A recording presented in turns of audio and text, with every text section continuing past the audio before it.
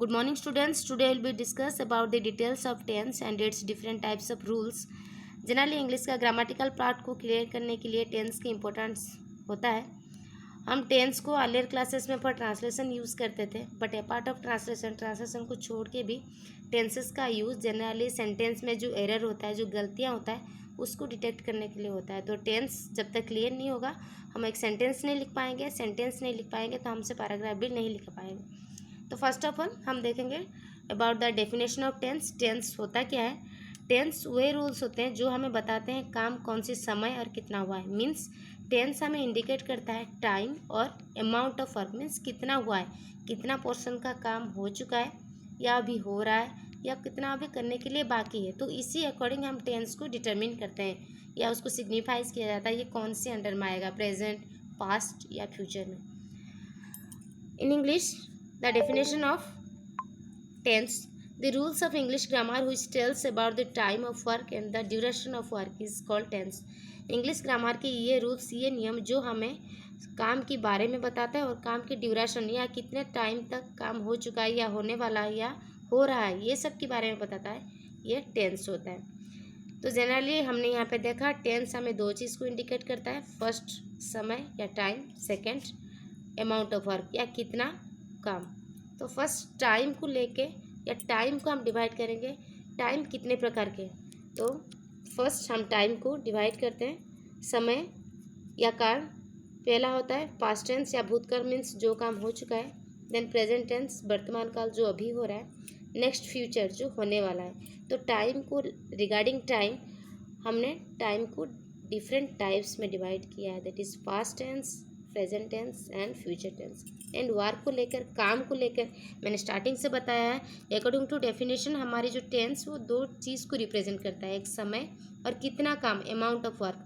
तो काम को लेके या काम को हम कितने टाइप पे डिवाइड कर सकते हैं। First is indefinite. Indefinite means अनिश्चित, मतलब अनसर्टन, जिस काम मतलब ऐसा काम ये जो जिसके बारे में हमें ये नहीं पता काम कब खत्म होने वाला है या कौन सा काम है, जिसके बारे में हमें डिटेल्स नहीं पता, वो इंडेफिनाइट है। सेकेंड है कंटिन्यूस, मीन्स जो काम चल रहा है लगातार। देन परफेक्ट मीन्स जो काम हो चुका है ऑलरेडी, जो कंप्लीट है। एंड परफेक्ट कंटिन्यूस मीन्स काम चल रहा था, अभी भी चल रहा है। सपोज मैं एक उपन्यास पढ़ रही थी, 2 दिन पहले पढ़ रही थी, अभी भी पढ़ रही हूँ, मीन्स पढ़ना हमारे ख़त्म नहीं हुआ। तो काम को लेके या जो काम है अमाउंट ऑफ वर्क को लेके हमने काम को 4 टाइप में डिवाइड किया है।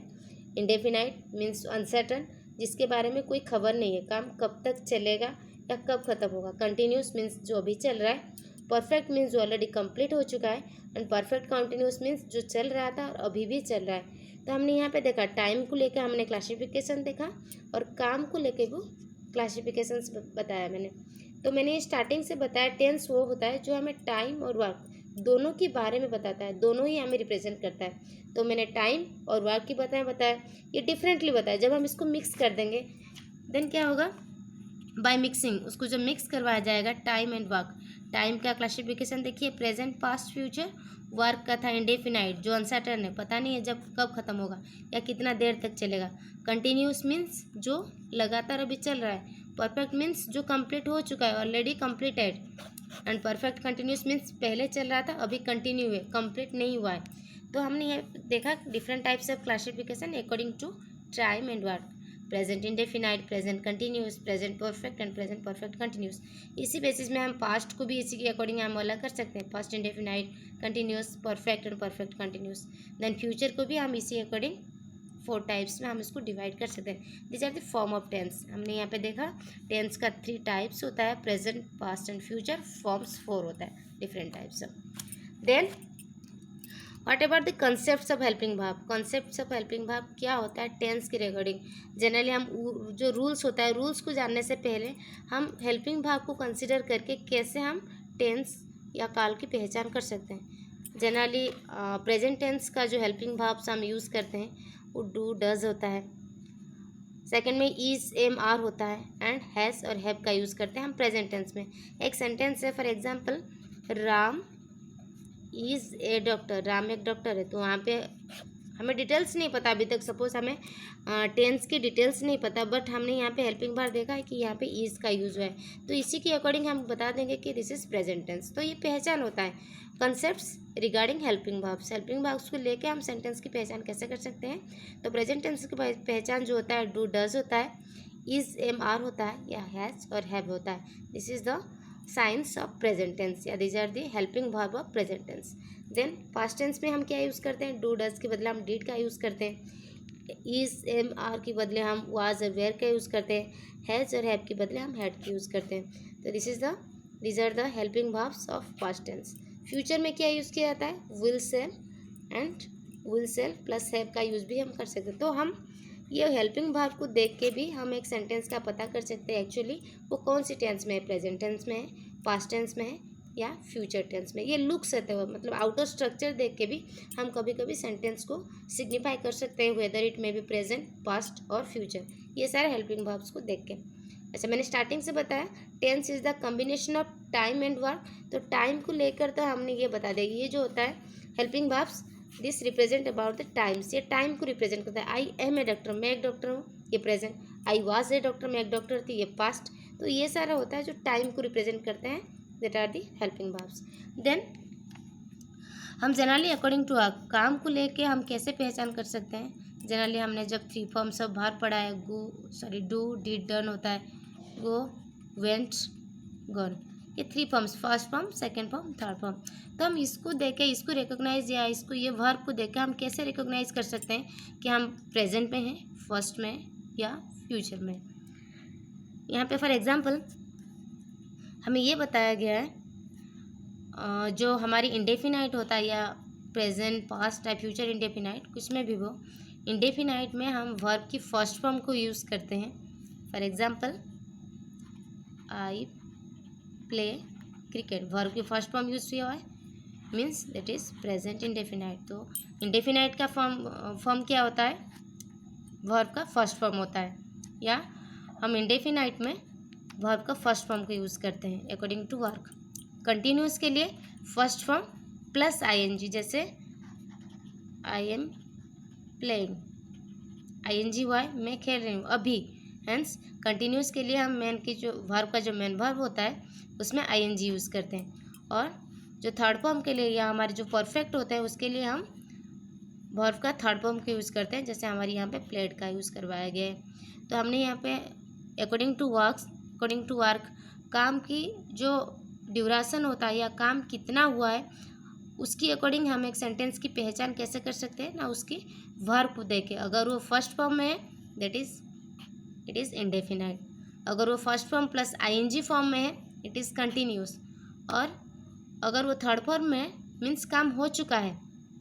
आई प्लेड क्रिकेट, मैंने क्रिकेट खेल लिया है, तो थर्ड फॉर्म मीन्स काम हो चुका है, कंप्लीट मीन्स हो चुका है जो काम, completed means it is perfect. तो हम मेन वर्ब को देख के वर्ब को डिटरमाइन करते हैं एंड हेल्पिंग वर्ब को देख के टाइम का रिप्रेजेंट करते हैं, means main verb work and helping verb represents time. Then यह हमारी जो आउटर स्ट्रक्चर था, या एक सेंटेंस को देख के हम सेंटेंस को जो टाइपिंग है, प्रेजेंट है, पास्ट है, फ्यूचर है, उसके बारे में हम डिटरमिन कैसे कर सकते हैं, इसके बारे में हमने पढ़ा। तो हम जनरली एक एक टेंस के बारे में डिटेल्स बता के जाएंगे। तो फर्स्ट हम देखेंगे प्रेजेंट इंडेफिनाइट।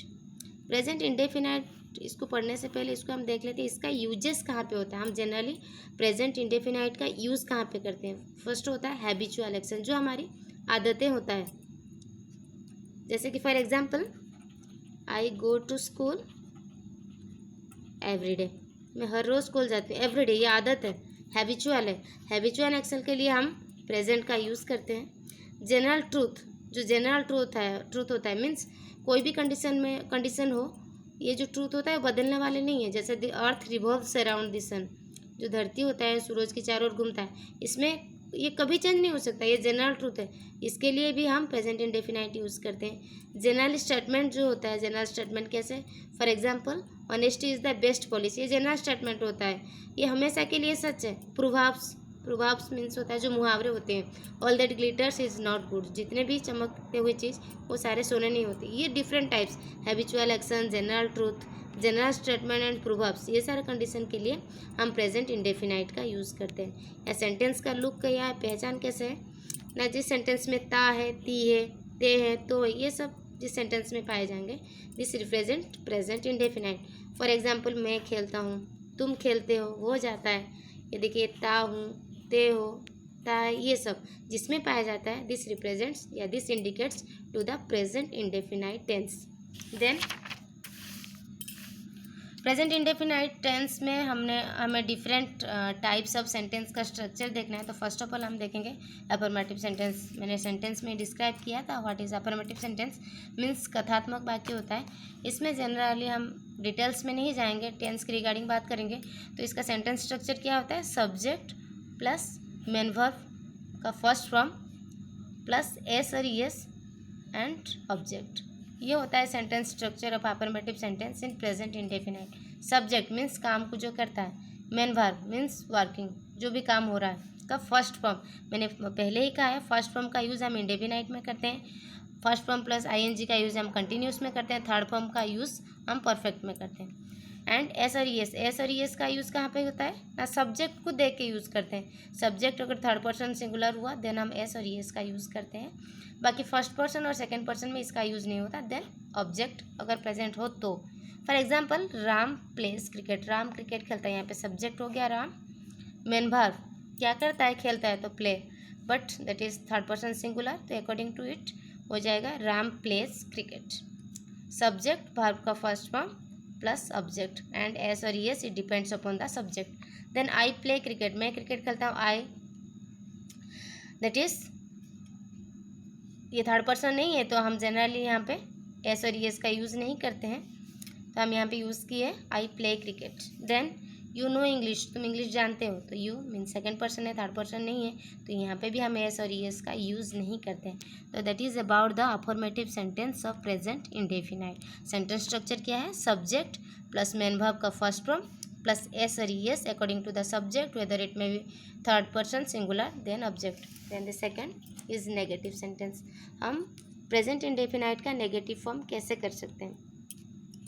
जनरली इसका जो सेंटेंस स्ट्रक्चर होता है in the negative sentence, that is subject plus do या does plus not plus main verb का फर्स्ट फॉर्म प्लस ऑब्जेक्ट। हम सेंटेंस स्ट्रक्चर इसका नेगेटिव सेंटेंस का ऐसे ही होता है। तो पहले हम देखेंगे इसी सेंटेंस का, हम देख लेते हैं। फॉर एग्जाम्पल, हमने यहाँ पे दिया है Ram plays cricket, Ram cricket खेलता है। हिंदी में अगर हम इसको नेगेटिव में चेंज करेंगे तो हो जाएगा राम क्रिकेट खेलता नहीं। तो सेंटेंस स्ट्रक्चर बट क्या है, सब्जेक्ट प्लस डू या डज, ये डिपेंड करेगा डू या does according to the subject. तो उसी में हम देखेंगे Ram plays cricket, Ram subject है, यहाँ पे एस और ईएस का यूज़ हुआ है, तो हम यहाँ पे डज का यूज़ करेंगे। तो क्या हो जाएगा, यहाँ पे सब्जेक्ट राम, डू या डज से हम डज यूज़ करेंगे, राम डजंट, वर्ब का फर्स्ट फॉर्म मीन्स प्ले, यहाँ पे हम प्लेज यूज़ नहीं करेंगे क्योंकि यहाँ पे डज में एस का यूज़ हुआ है, तो राम डजंट प्ले क्रिकेट। ये होता है negative sentence of present indefinite. Sentence structure क्या है, सब्जेक्ट प्लस डू या does, it depends upon the subject, plus no या नॉट, नॉट का यूज़ होता, प्लस वर्ब का फर्स्ट फॉर्म प्लस ऑब्जेक्ट। क्योंकि हमारे इंडेफिनाइट चल रहा है तो हर सेंटेंस में हम वर्ब का फर्स्ट फॉर्म को यूज़ करेंगे। Then the negative interrogative. Negative, हमने नेगेटिव सेंटेंस के बारे में डिस्कस किया। नेगेटिव इंट्रोगेटिव मीन्स क्या है, that is a negative sentence with interrogative form. देखिए, तो यहाँ पे हम सेंटेंस देखेंगे। सेंटेंस स्ट्रक्चर क्या है, डू या does according to subject, then आएगा subject plus not main verb, verb का फर्स्ट फॉर्म ऑब्जेक्ट। क्या वो नहीं खेलता है, नेगेटिव इंट्रोगेटिव है, इंट्रोगेटिव होता तो क्या वो खेलता है, ये नेगेटिव है, क्या वो नहीं खेलता है। देन हम करेंगे डजंट ही प्ले क्रिकेट या डजंट ही प्ले क्रिकेट। तो नेगेटिव इंट्रोगेटिव होता है, हम इसमें डू या डज यूज़ कर सकते हैं सब्जेक्ट को देख के। अगर थर्ड पर्सन सिंगुलर हुआ तो डज का यूज़ होगा, फर्स्ट पर्सन और सेकंड पर्सन में हम डू का यूज़ करेंगे। देन सब्जेक्ट नॉट का यूज़ होगा, मेन वर्ब का फर्स्ट फॉर्म लगेगा प्लस ऑब्जेक्ट, इसी के अकॉर्डिंग हम नेगेटिव इंट्रोगेटिव चेंज कर सकते हैं। देन हम देखेंगे what is double interrogative. Double interrogative क्या है? जब हमने इंट्रोगेटिव सेंटेंस के बारे में पढ़ा था, two types of interrogative sentence are there. First था येस नो इंट्रोगेटिव। सपोज कोई क्वेश्चन पूछता है are you a doctor, are you a doctor, हमारी आंसर दो तरह से हो सकता है, हम कह सकते हैं येस और नो। इस टाइप को सेंटेंस को हम बोलते हैं येस नो इंट्रोगेटिव। और जिसमें हु आर यू, तुम कौन होते हो, इसके आंसर कोई उत्तर में आएगा, इसको हम बोलेंगे WH इंट्रोगेटिव।